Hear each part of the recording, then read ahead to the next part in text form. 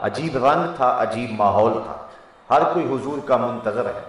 ابن ماجہ شریف میں روایت ہے جب حضور تشریف لائے تو حضور کے چہرے کی چمک سے مدینے کی گلیاں روشن ہو گئیں، اور شارحین لکھتے ہیں کہ یہ فقط مانوی نور نہیں تھا، ایک ہوتا ہے کہ مانوی طور پہ روشنی آنا، جس طرح آپ کہتے ہیں جناب آپ آئے تو محفل میں روشنی آ گئی، اس سے مراد تر و تازگی ہے، روحانیت ہے، فرحت ہے، بشاشت ہے، رونق ہے۔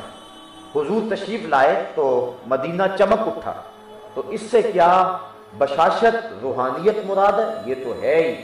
تو شارحین کہتے ہیں کہ لوگوں نے اپنی آنکھوں سے مدینے کی کچی دیواروں کو چمکتے ہوئے دیکھا تھا، اور آقا کریم کے چہرے سے واقعی نور نکلتا تھا۔ اذا سر استنار وجہہ، جب مسکراتے تھے چہرے کی لکیروں سے نور نکلتا تھا۔ اور ام المومنین فرماتی ہیں کہ میں سوئی گما بیٹھی اور حضور کا گھر ہے، دیے میں جلانے کے لیے تیل بھی نہیں ہے، تو میں پریشان بیٹھی تھی کہ حضور جلوہ فراز ہوئے، تو میں نے عرض کی کہ حضور سوئی گم ہو گئی ہے، تو آقا مسکرا دیے۔ اب لفظ سنیے، کہتے ہیں فَتُبُيَّنَتِ الْإِبْرَةُ بِشُعَاعِ نُورِ وَجْهِهِ، تو حضور کے چہرے کی چمک سے میں نے گمی ہوئی سوئی کو تلاش کر لیا۔ تو گمی ہوئی سوئی کو تلاش کرنا یہ نور مانوی سے نہیں، نور حسی سے ممکن ہے۔ تو آقا کریم جب مدینے میں داخل ہوئے تو اتنی روشنی پھیلی، اتنے اجالے ہوئے کہ مدینے کی کچی دیواریں حضور کے چہرے کے انوار سے چمکنے لگیں، روشن ہو گئیں۔ گھر گھر حضور کا تذکرہ، ہر شخص حضور کا منتظر ہے، ہر بندہ عقیدتوں کے پھول لیے کھڑا ہے، اور ہر ایک کی آرزو ہے کہ حضور میرے گھر کے مہمان بنے۔ اب آقا کریم کس کا دل توڑتے ہیں؟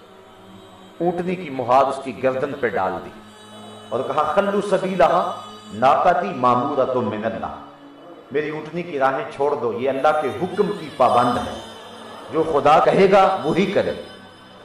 اب جب بھی حضور کی ناقہ کسی کے گھر کے قریب سے گزرتی تو وہ کیا کہتے ہیں؟ ہلما الینا یا رسول اللہ الی العدد والعدۃ والمنع، حضور ہمارے گھر آ جاؤ، ہمارے گھر بڑے کھلے ہیں، 4 مہمان آئے تو سنبھال بھی لیں گے، ہمارے پاس اسلحے بھی ہیں، کسی نے حملہ کیا تو منہ توڑ جواب بھی دیں گے۔ تو وہ عرض کرتا ہے، حضور فرماتے خلو سبیلہا، اس کی راہیں چھوڑ دو، جو خدا کہے گا یہ وہی کرے۔ اور بڑی خوبصورت بات، اور یقیناً آپ کو تسکین پہنچے گی، اتنا خوبصورت جملہ قبیلہ بنو نجار نے کہا، اور یہ حضور کے ننیال کا محلہ تھا۔ جب اونٹنی اس محلے سے گزری تو انہوں نے کہا ہلما الی اقوالنا یا رسول اللہ الی العدد والعدۃ والمنع، حضور ادھر تو آ جاؤ نا، یہ تو آپ کے ماموں کے گھر ہیں۔ تو حضور فرماتے ہیں کہ میری راہیں چھوڑ دو، اونٹنی کو جو اللہ کا حکم ہوگا وہی کرے گی۔ لوگ منتظر رہے۔ پھر کیا ہوا؟ سہل اور سہیل 2 یتیم بچے تھے، اور ان کی خالی جگہ پڑی ہوئی تھی، اور مدینے کے لوگ وہاں چوہارے خشک کیا کرتے تھے۔ اونٹنی جا کے وہاں بیٹھ گئی۔ نیویاں دا پرونا ہے میرا نبی، کوٹھیاں تے چڑھے ویخ دے رہے ہیں۔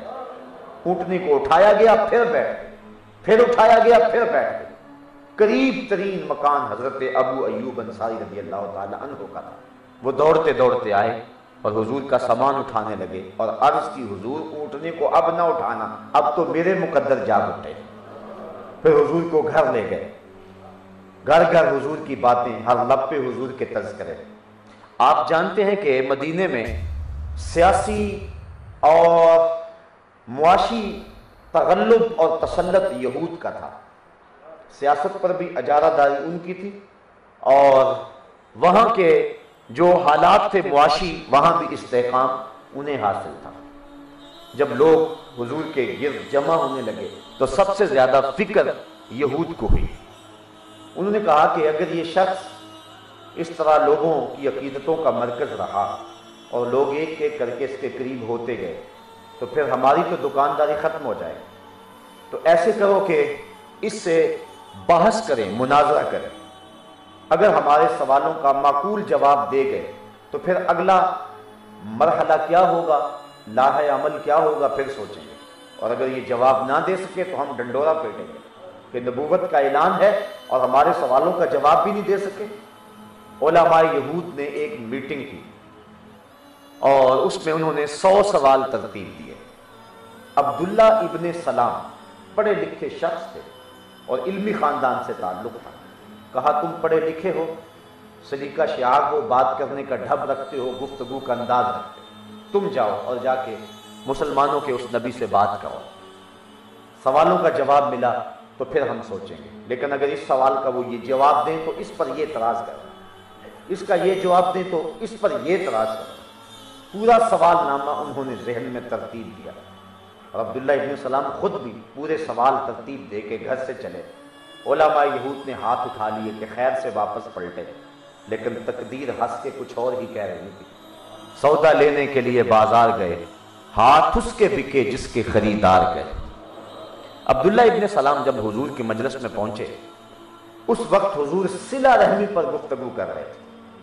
जो तेरे से ताल्लुक तोड़े तू उससे ताल्लुक जोड़, जो तुझे महरूम रखे तू उसकी झोलियां भर दे। ये कोने में जाके बैठ गए, हुजूर की बातें सुनते रहे। वो जो गठड़ी उठा के ले गए थे सवालों की, वो खुल गई और सारे सवाल तितलियों की तरह उड़ गए। मुर्शिद इकबाल अल्लाह अकबर रूमी कहते हैं, ए लिकाए तू जवाबे हर सवाल, हल शबद हर मुश्किलत बेकीलो काल। तेरी मुलाकात ही तो सारे सवालों का जवाब है और बगैर किसी पूछे सारे मसले हल हो गए। और इकबाल कहता है, मुरीद हिंदी, वो कहता है, यक नजर कर दी व आदाबे फना आबोखती वाह खुनक रोजे के खाशा के मरा वाह सोखती, कि एक नजर की और मेरे सारे मसले हल कर दिए। नजर की जोलानियां ना पूछो, नजर हकीकत में वो नजर है, उठे तो बिजली पनाह मांगे, गिरे तो खाना खराब कर दे। तो अब्दुल्ला इब्न सलाम जो सवालों की एक भारी गठड़ी उठा के गए थे, जब हुजूर को देखा सारे सवाल भूल गए, गठड़ी खुल गई, सवाल तितलियों की तरह उड़ गए। अब्दुल्ला इब्न सलाम बैठ के हुजूर के चेहरा नूर को देख रहे हैं। मजलिस इख्तिताम को पहुंची, फरमाया, अब्दुल्ला इब्न सलाम आओ, किधर आए हो?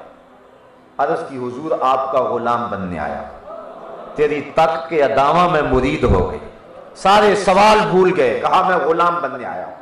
अब्दुल्ला इब्न सलाम हुजूर के दामने रहमत में आ गए।